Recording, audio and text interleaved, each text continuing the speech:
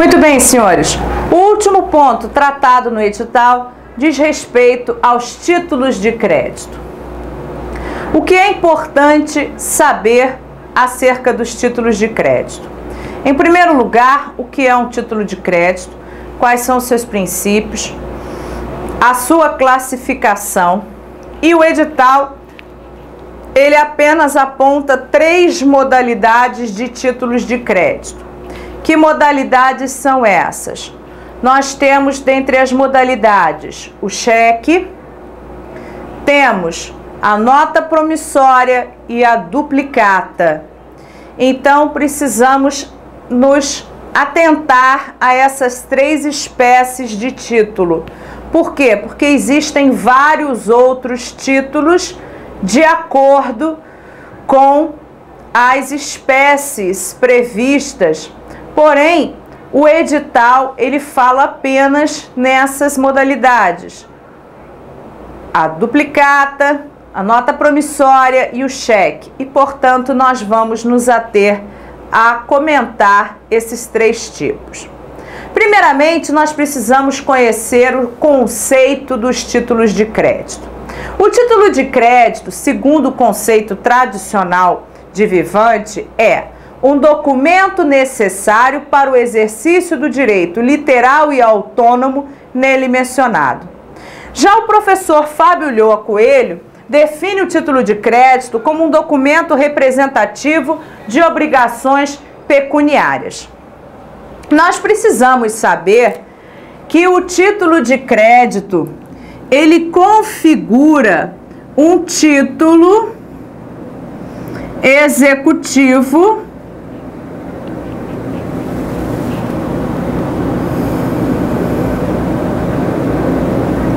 extrajudicial, em conformidade ao artigo 585 do Código de Processo Civil. Segundo 585 do CPC, simplesmente os títulos de crédito configuram títulos com eficácia executiva e, portanto, considerados títulos extrajudiciais que podem sim ser executados. Toda execução do título executivo extrajudicial se dará por meio de ação de execução, que é uma ação autônoma, onde você vai promover a petição inicial da ação de execução baseada em título extrajudicial, juntando na inicial o título. Por quê? Porque se é um título de crédito, ele representa, como diz o professor Fábio, a obrigação pecuniária. Ele é um instrumento necessário para o exercício realmente daquele direito, daquela obrigação nele lançada. É absolutamente importante, além de saber o conceito dos títulos de crédito, que nós avancemos e estudemos um pouco dos princípios que envolvem os títulos de crédito. Vamos então examiná-los.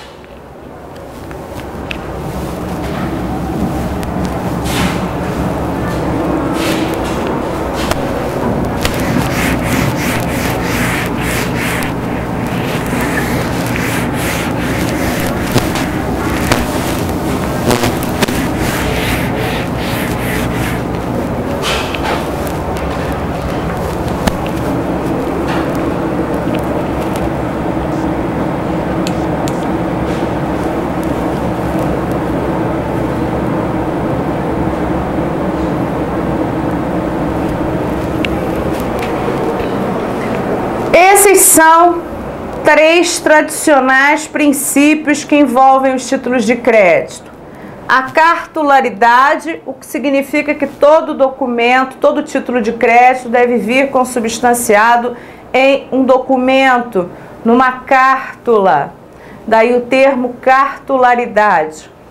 Um outro princípio que norteia os títulos de crédito é justamente o princípio da economia. Ora, nós vimos que o título de crédito, ele representa aquela ele serve como um título extrajudicial, ele serve para executar aquela obrigação constante no título. Então, obviamente que um dos princípios reitores dos títulos de crédito diz respeito à economia.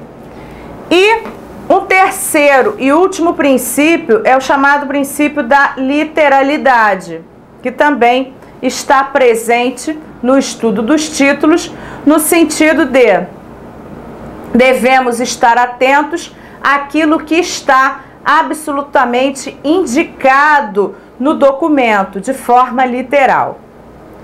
Muito bem, devemos ainda prestar atenção à questão da classificação dos títulos de crédito. Vejamos, quanto ao modelo, os títulos se subdividem em títulos livres e títulos vinculados. Por exemplo, eu tenho aqui um título livre, eu tenho a nota promissória como título livre, nota promissória. E um título vinculado, eu tenho o cheque. Mas qual é a diferença entre modelo livre e modelo vinculado? Ora, o modelo é vinculado quando a lei impõe um determinado modelo para aquele título, do qual eu não posso fugir.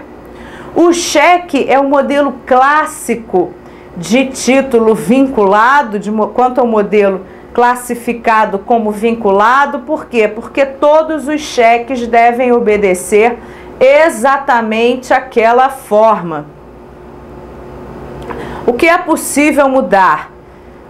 A cor, o número de estrelinhas, conforme bem colocamos para os alunos de graduação, mas, obviamente, queridos, a forma é sempre a mesma. A forma do cheque, ela é idêntica. Por quê? Porque é imposta. Daí porque nós afirmamos tratar-se de modelo vinculado.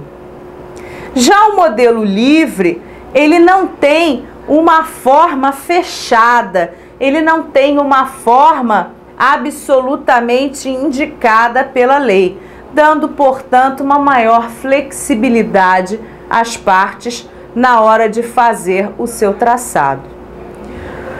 A segunda classificação dos títulos de crédito, eles podem ser classificados quanto à estrutura em ordens de pagamento e promessas de pagamento. Ora, uma ordem de pagamento, um título de crédito que garante uma ordem, que é uma ordem de pagamento, é justamente o cheque. O cheque é uma ordem de pagamento à vista. Enquanto que a promessa de pagamento, você simplesmente na promessa tem uma relação jurídica entre duas pessoas. O beneficiário da promessa de pagamento e aquele que está simplesmente se comprometendo, emitindo. É o que ocorre com a nota promissória. A pessoa que emite a nota promissória e aquele que será o beneficiário da mesma. É o que nós chamamos de promessa de pagamento. A ordem de pagamento, quando eu emito uma ordem de pagamento, eu já tenho aí 3 personagens, no caso do cheque, envolvidos naquela relação jurídica. Eu tenho aquele que emite o cheque, eu tenho aquele que vai se beneficiar do mesmo e aquele que é responsável por proceder o pagamento, desde que, mediante a existência de fundos, que é o banco. Então vejam, eu tenho no cheque uma relação envolvendo 3 personagens como ordem de pagamento, enquanto que na promessa de pagamento, que é o que ocorre, por exemplo, com a nota promissória, existem apenas 2 personagens envolvidos.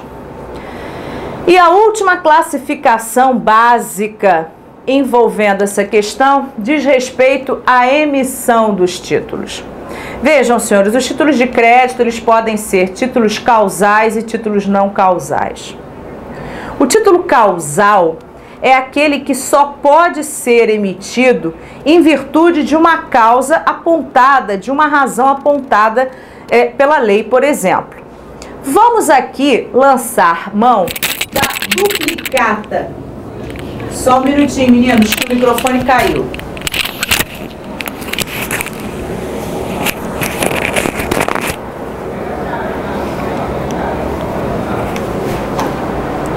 Vamos aqui, senhores, lançar mão como exemplo de título causal a chamada duplicata mercantil. Por que duplicata mercantil? Ora, por um motivo simples. A duplicata mercantil, que é um título, na verdade, tipicamente brasileiro, esse título ele só pode ser emitido em razão de uma compra e venda mercantil ou da prestação de algum serviço. Do contrário, não é possível, não se pode emitir duplicata. Logo, eu tenho um exemplo clássico de título causal. Se eu tenho nas mãos uma duplicata, é porque aconteceu uma relação envolvendo a compra e venda mercantil ou a prestação de algum serviço. Só essas duas hipóteses. O que não acontece, por exemplo, com os chamados títulos não causais. Os títulos não causais, eles são um pouquinho distintos, porque os títulos não causais, na verdade, quando você tem um título não causal, você, na verdade, tem um título onde não se verifica, onde não vamos averiguar qual foi a natureza, qual foi a obrigação que gerou a emissão daquele título. É o caso do cheque. O cheque é um título eminentemente não causal. Ninguém averigua, ninguém para perceber o porquê você emitiu aquele cheque ou porquê que você não emitiu aquele cheque. Por quê? Porque ele é simplesmente classificado como um título não causal. Agora, a duplicata não. A duplicata já existem as razões, ou compra e venda mercantil, ou prestação de serviço. Só existem essas motivações, só existem essas razões. Daí porque tratar-se de um título causal. Senhores, é importante que vocês estudem, não só baseados no Código Civil, como também estudem a doutrina nessa parte introdutória do título de crédito. Entendam o conceito, entendam a classificação, estudem um pouquinho dos princípios, das características e depois passem a estudar essas 3 espécies que constam no edital. Um dos pontos principais também diz respeito à aplicação do próprio Código Civil no que tange aos títulos de crédito. Por quê? Porque o título de crédito, você vai encontrar previsão para os títulos de crédito no Código Civil, nos artigos 887 a 926. Mas você também encontra regramento sobre os títulos de crédito, dentre outros, por exemplo, na Lei Uniforme de Genebra. A Lei Uniforme de Genebra, ela passou a ingressar no ordenamento jurídico brasileiro a partir de um decreto-lei. Então, alguns títulos, como por exemplo a letra de câmbio, você vai aplicar a Lei Uniforme de Genebra. Devemos estar então atentos a esta regra. Existe regramento sobre os títulos de crédito no Código Civil? Sim, perfeitamente, existe regramento. Agora, existe regramento sim? Só um minutinho que eu esqueci. Volta aqui um pouquinho, porque eu esqueci de apagar.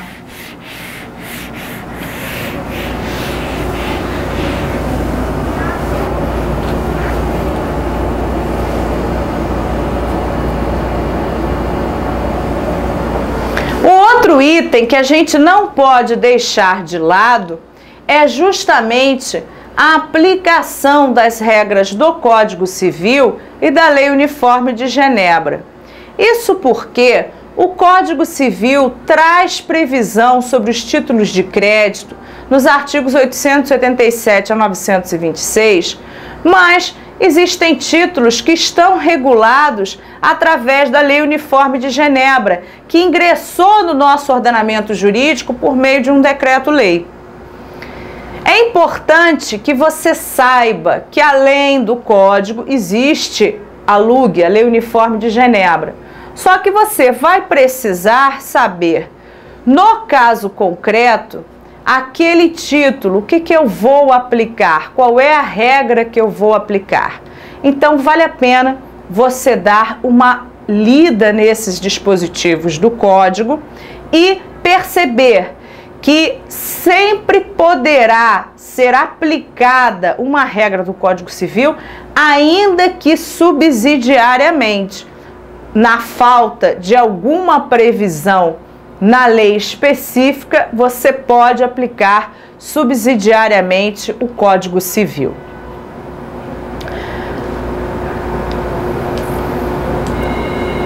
O edital, senhores, ele aborda 3 títulos apenas. Que títulos são esses? Nós temos a nota promissória, a duplicata e o cheque. O que nós gostaríamos de tratar com vocês? Em primeiro lugar, falar um pouquinho da nota promissória. Vejam, a nota promissória, na verdade, ela é uma promessa de pagamento, onde se estabelece uma relação jurídica entre aquele que está simplesmente indicando a nota promissória, está firmando, está se compromissando com aquele pagamento, e aquele que será o beneficiário da nota promissória. Então, existe apenas esta relação jurídica entre essas duas pessoas. E a nota promissória, a princípio, obviamente é que se caracteriza esta relação, nós temos aí diversos institutos, mas que, a princípio, nós vamos apenas tratar das características principais, tanto da nota, da duplicata e do cheque, porque só esses 3 estão indicados no edital. Nós temos aqui alguns requisitos da nota promissória que não podemos esquecer. Dentre eles, é absolutamente imprescindível que no documento, na nota promissória, exista a expressão nota promissória. Para quê? Para que não haja dúvida quanto à natureza daquele documento. É uma nota promissória. Mas não é só isso. Você precisa ainda lançar mão de uma promessa incondicional de pagar a quantia determinada. Isso é importante. Lançar mão da promessa, que a parte se compromete a pagar aquela quantia exatamente indicada. Lançar mão do valor certo, líquido. Não deixar de lançar mão do nome do beneficiário da promessa. Isso é absolutamente importante. Lançar mão do beneficiário daquela promessa. Quem vai se beneficiar com o pagamento futuro daquela obrigação. E mais, lançar ainda a data do saque, o local do saque, e deve constar no documento a assinatura do sacador. Então, o que nós precisamos saber? Nota promissória é uma promessa de pagamento e ter consciência dos seus requisitos básicos. Mas, além da nota promissória, nós temos também um outro item que pode aparecer para nós, porque está no edital, que é a duplicata. Vejam, senhores, a duplicata, ela é um título de crédito eminentemente brasileiro, eu costumo dizer, porque é um título de crédito criado pelo direito brasileiro através da Lei 5474 de 68.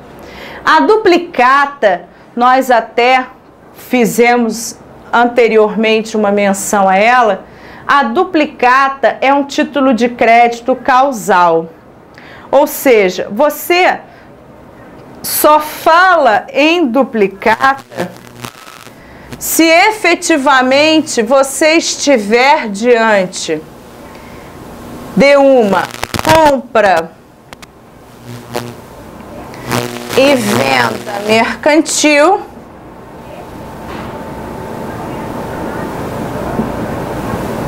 e também de uma prestação de serviços, compra e venda mercantil ou de uma prestação de serviços. Fiquemos, portanto, atentos a essas duas situações. Daí porque tratar-se de um título causal. Só pode existir nessas duas hipóteses. E mais, é importante que os senhores leiam a Lei 5474 de 68 para que possam observar que como requisitos da duplicata existem a necessidade de indicar a expressão duplicata no documento, indicar o número da fatura, a data certa do vencimento, o nome e o domicílio do vendedor e do comprador, a importância a ser paga, o local do pagamento, a cláusula ordem, a declaração do reconhecimento da sua exatidão e a assinatura do emitente. Ou seja, são esses os requisitos que nós precisamos conhecer, que precisamos gravar nas duplicatas, para que efetivamente possamos então lançar mão desse título. E o último título de crédito que aparece no edital diz respeito, o último título, ele diz respeito ao cheque.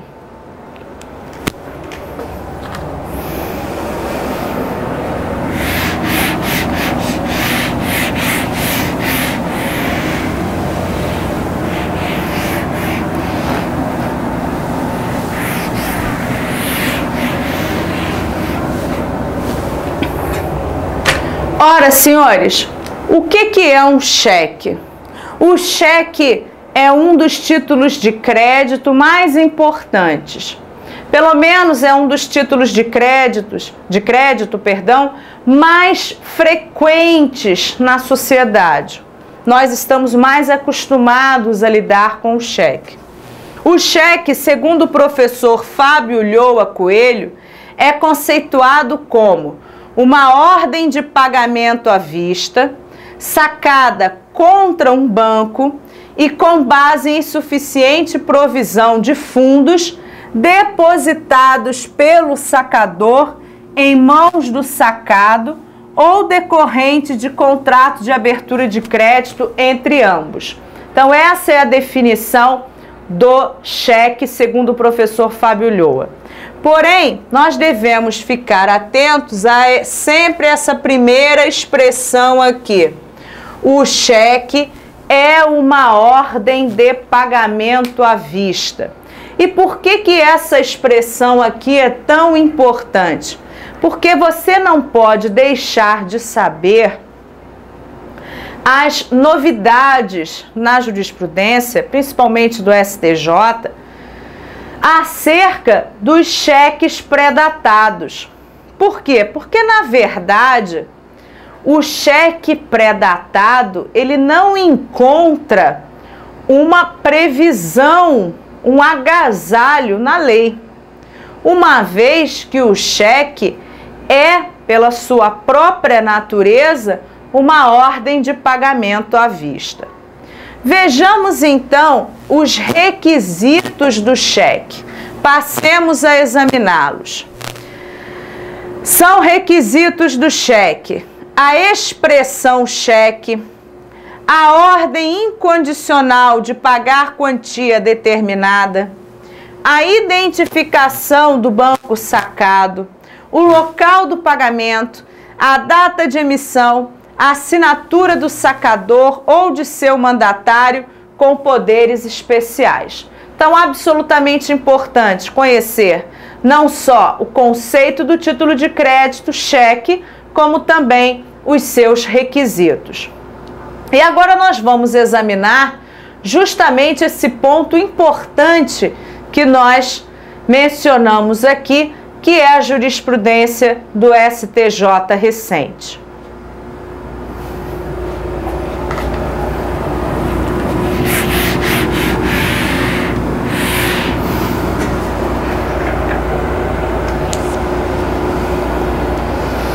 Antes de nós tratarmos especificamente da súmula do STJ, eu queria fazer alguns comentários sobre o cheque prescrito e a perda da executoriedade.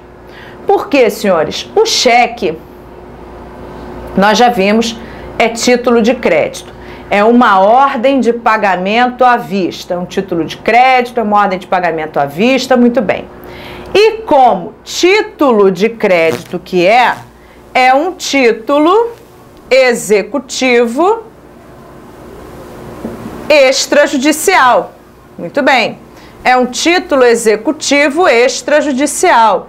Ótimo, artigo 585 do Código de Processo Civil. Maravilha, artigo 585 do CPC. Maravilha, artigo 585 do CPC. Porém, para que ele possa ser executado, é necessário que não esteja prescrito. Um cheque na mesma praça, ele prescreve em 6 meses. Depois desse prazo, eu não vou poder mais executá-lo, eu não vou poder mais promover uma ação de execução. Por quê? Porque ele perde a sua executoriedade. E aí, o que eu vou fazer? Nesse caso, se ele perder a executoriedade, eu não posso mais promover, portanto, a ação de execução. O que eu vou fazer? Eu vou promover o que simplesmente conhecemos como ação monitória. Vou promover uma ação monitória. Ótimo, promovo uma ação monitória. Tenho previsão legal para isso? Tem, artigo 1102 do Código de Processo Civil. A ação monitória é cabível sempre que eu tenho nas mãos um documento sem eficácia executiva. É o que ocorre com o cheque prescrito. Eu tenho um documento por escrito, porém, em decorrência da prescrição, ele perdeu a executoriedade. Então, o que eu faço? Vou promover a ação monitória. Artigo 1102 do Código de Processo Civil. Não posso esquecer isso. Cheque prescrito, não cabe mais execução. Caberá a ação monitória. E o último item que eu gostaria de destacar com vocês é o teor da súmula 370 do STJ, que diz: caracteriza dano moral a apresentação antecipada do cheque pré-datado. Vejam, senhores, o cheque pré-datado, como nós já dissemos, na verdade não existe cheque pré-datado. Não existe. Cheque pré-datado não existe. O cheque pré-datado, ele se tornou um costume no comércio. Por quê? Para facilitar as vendas, obviamente. É uma forma de atrair o consumidor. A promessa de que ele só vai comprar hoje, mas ele só vai pagar em dezembro para aproveitar o 13º, dentre outros. Então, na verdade, o cheque pré-datado, apesar de não encontrar o agasalho na lei, o cheque pré-datado, ele se tornou um costume. E é lógico que os tribunais, eles não podem ficar afastados do que está acontecendo na realidade, na sociedade. E o que o STJ decidiu? Que caracteriza o dano moral a apresentação antecipada do cheque pré-datado. Por quê, senhores?